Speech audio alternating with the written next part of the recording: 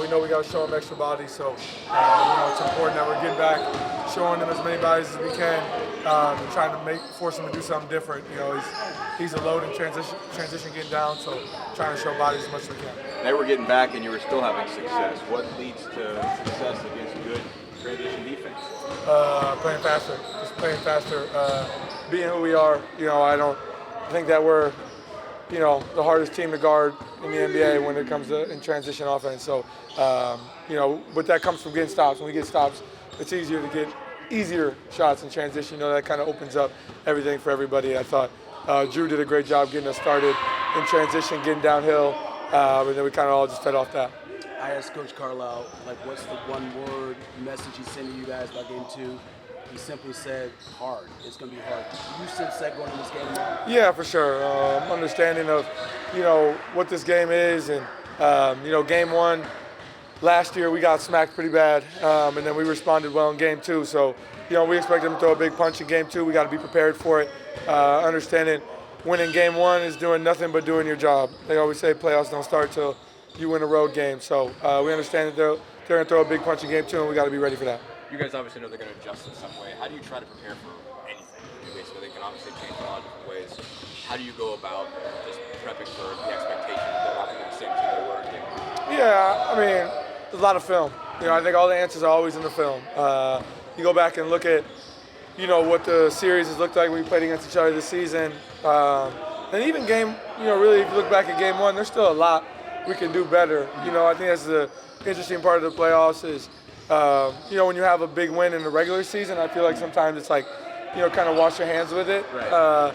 But in the playoffs, I feel like there's something you can take from every game, and I feel like, there's still a lot for us to improve on from what happened in Game 1. So, you go back and watch the film, there's still a lot of avenues for us to get better.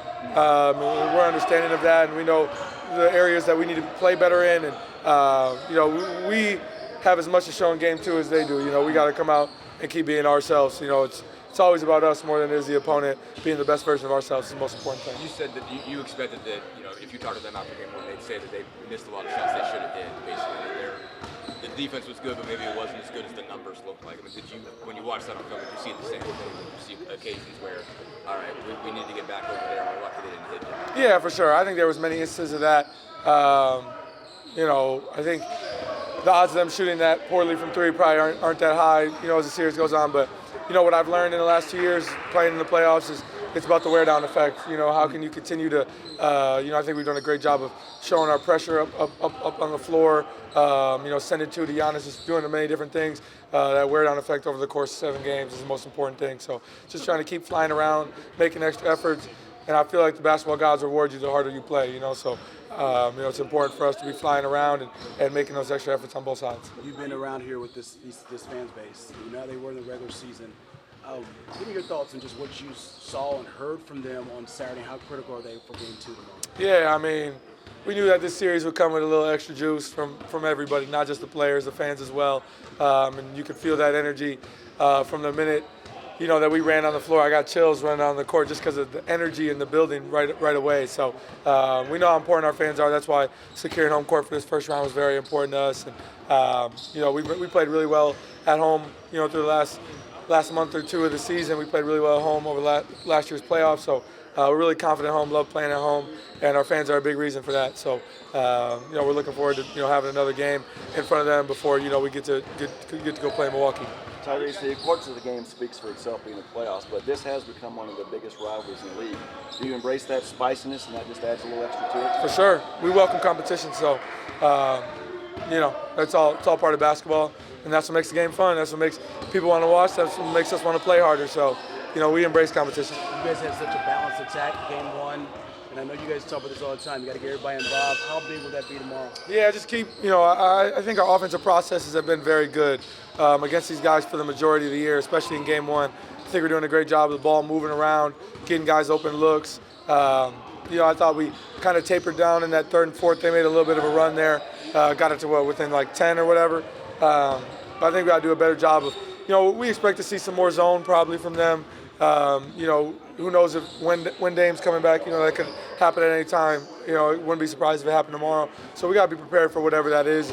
I think understanding that in the playoffs it ain't about individual performances, it's just about winning. So we know every game's going to call on somebody different. Some games going to call on me to have a big game, Pascal a big game, Miles, Aaron, Andrew, Ben, Jairus, TJ, all the guys in rotation. I mean, Ben Shepard didn't play game one, but we know there's going to be a game throughout this, throughout this series and throughout this playoffs where we're going to need him to step up, and he's going to be big for us. So everybody's got to be prepared for that, and I think it comes down to our preparation. Everybody's understanding that we're all in here early, getting our work in, getting our lifts in. You see the guys in here extra after practice. That's all important because everybody's got to be ready when their name is called. What's made Drew as good of a playoff performer as he's been, especially now? He obviously doubted up last year.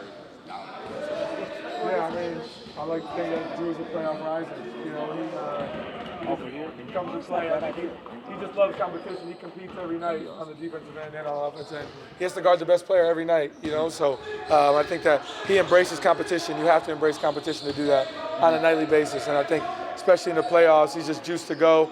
And I think, he's had success in his career. Think back to high school at Montverde, to Gonzaga. Not too much of Florida, but he's had a lot of success throughout his career. So it's no surprise because he embraced competition and he's ready to go at all times. Yeah, when you win game one in a series, particularly as the home team, game two is just always exponentially tougher. There'll be a renewed level of force that they bring. There's all kinds of possibilities with lineup things, all that kind of stuff. We've got to be ready for anything, not be surprised by anything.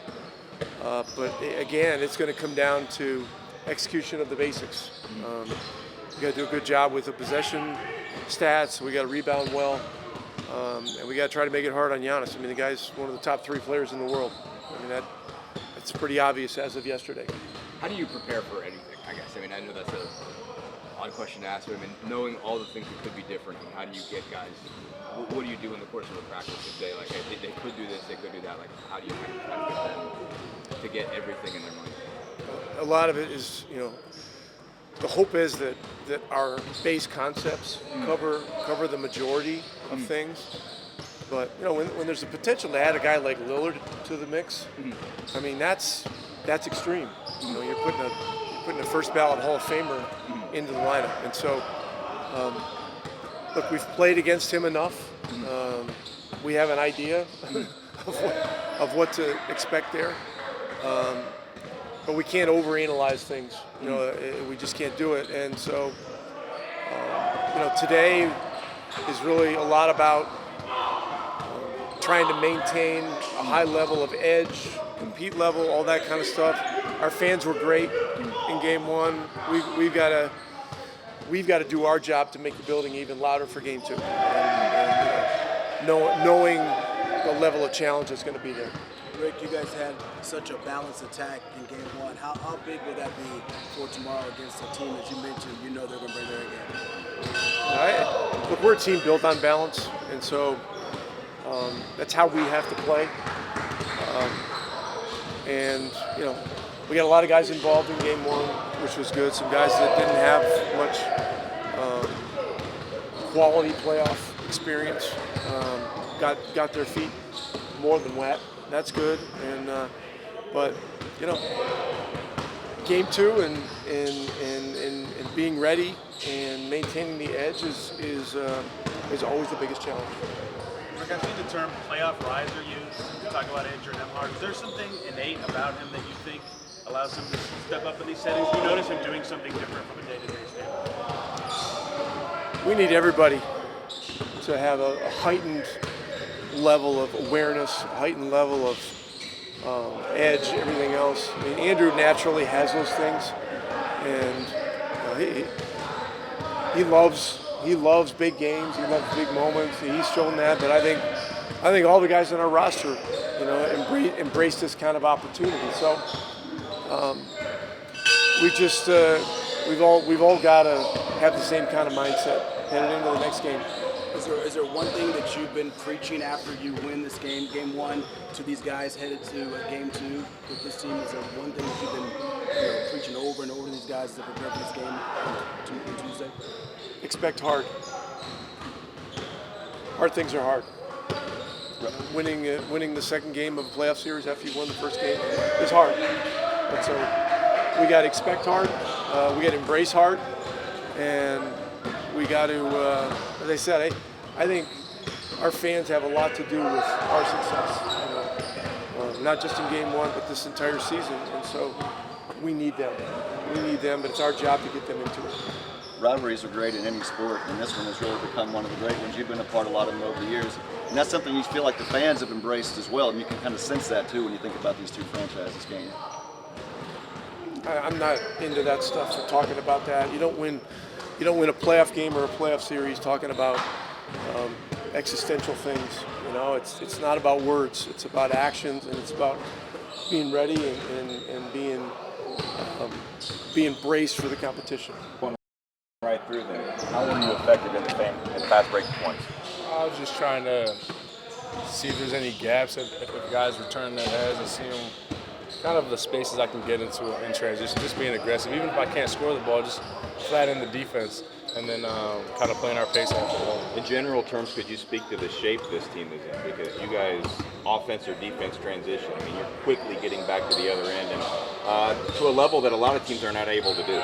Yeah, we're in good shape. I think we also use our depth on top of our good shape individually to kind of give fresh bodies and keep it fresh in there. So I think the combination of those two things bode well for us, for sure. People love rivalries in sports, and this has turned into one of the best ones.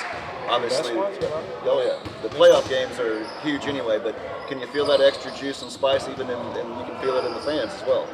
I think any playoff game you play, no matter who's out there, it's going to be super competitive, super emotional. So I think playoffs is like that. I was asking Rick about the game tomorrow. I asked him what is the big thing he's telling you guys. He just really used one word to talk about hard. Give me your thoughts on this matchup. What do you anticipate tomorrow night against the Bucks? Yeah, it's not going to be as easy as it seemed to be last game. I think, they're a team that's gotten to the finals, got some players that played in the championship team, so they know what to bring. We just got to be ready to bring those counter punches back. If Lillard plays, how much do you embrace that opportunity to guard him, and what are some of the things you've learned over the years when you've had that chance? I always embrace those matches. I love kind of competing against those good players. What have I learned about playing against them? Different tips, tricks, nothing I tell you. We'll look for it. Yeah. I got a few more. He was talking about conditioning. I think obviously a lot was asked from you this year, especially to full court pressure, basically every ball handler. It seemed like there was some effect on that in your offensive game by the end of it. I think you were 3 of 23 in the last 3 games. How important was that week to kind of get your win back and kind of get some rest? And I mean, how much more kind of energized do you feel just because of that? I'm not sure if that's the factor of it, but I feel good right now. Excited to hoop and feel confident about making shots. I remember last year, I think, you were talking, I think Coach was talking about how there was going to be so much attention on Ty, there was going to be so much attention on Pascal, like you were going to either have to take an opportunity of the matchups you're going to get.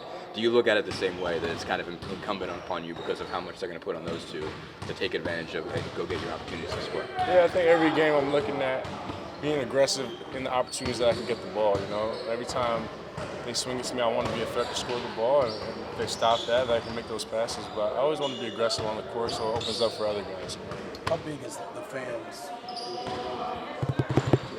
Check. Energy in there. It's stuff you dream of. Playing the playoffs is a different type of feeling. It's just super exciting, and it's like all or nothing type of thing. You talked about, you said it won't be as easy as it looked. I mean, I think even Ty said that he felt like they got some shots that they probably feel like they should have hit. When you watched film of that, did you guys see a lot of cases where, all right, this had to be a lot better? What stood out to you, I guess, when you watched film about how you guys needed to be better in Game 1 defensively in particular? Thought we did a solid job defensively. I think we're gonna have to adjust to their adjustments as playoff series goes, but I think we did a good job. And I think that there's a couple actions that we might switch up, but nothing that I would say Stands out. Okay. Game 1 is to get your baseline, you make adjustments from there, and then roll from against. Kai just used the term, we've heard it before, about your playoff riser. Do you think that's something innate about him, or what do you see in his prep that makes him hit a different level as opposed to I think Drew's he's a gamer, man. He's a competitor. So I think when those moments arise, and there's some special players that just take their talents to, astronomical heights. He's one of those guys that's proven it over and over and over again. So we just gotta continue to keep doing so. How do you physically prepare for the rigors of a game or a series against Giannis? How much contact there tends to be on both ends of the floor? Honestly, you just take for what it is. Sometimes you gotta lose a battle to win the war. So he's gonna score. His plethora of points and whatnot. But it's a matter of just taking them hits, slowing them down. You've played against so many different people, man. Is there something different about his strength and just the contact that is created with him specifically? Just aggression, man. I think he just goes downhill with just a reckless abandonment at times, and he knows how to use his body really well. So it's a matter of counteracting it. It's just a big chess match at the end of the day. You talked just when I asked you about defense after the game. You said you thought you did decent. It sounded like you knew there was areas you could be better. When you watched film, and what did it look different than you expected? Did it look the same than you expected? Like, what stood out to you when you actually got to fully evaluate it? You can really try to break every single thing down and try to schematically stop. They're going to score at the end of the day. It's playoff basketball, but it's just a matter of making it harder on them, than maybe it was in the regular season for them, or with their regular actions, or making it to a second or a third option. So defensively, I thought it was decent. I think we did a pretty good job, especially when the team under 100 points. But there are areas of improvements and areas of focus that we can get better at. What's the one thing that you're showing the guys on the team as you get ready for this tough game that you expect to Seeing lose yourself in the moment. This is the best time of the year. It's fun. That's what it's supposed to be. It's not supposed to be, this pressure that people, I think, put with it. And I think pressure's a privilege at this point. We work really hard to get to this point. So lose yourself in the moment, have fun, compete. When you're at home, just taking all the sights and just keep working. When you got here, you're just a kid. Now you're one of the longest tenured Pacers of all time. What kind of pride do you take about how that building erupts and comes to life, and knowing how beloved you are as well? Oh yeah, it was awesome, man. When you hit a big shot, or honestly here in Indiana, it's not really about the shots. It's about playing hard, man. You dive on the floor, you get a big block, or you get a big defensive stop. I think that's when the crowd, erupts the most. That's what they resonate with the most. So that's what I'm built. That's what I'm built for. It's what I'm built and what I've been about. And it's blue collar city, bro. So I enjoy seeing the little things that add up. Speaking of the crowd, how big were they game one, and how much did you do tomorrow night? No, astronomical, man. Enormous. Even the little stuff like counting in the free throws, like you think it's just fun and games, but I think when the entire crowd just gets locked in on a moment like that, like the energy and all that type of stuff, the momentum that comes with that can shift is crazy. So it's just one of the best places to play basketball.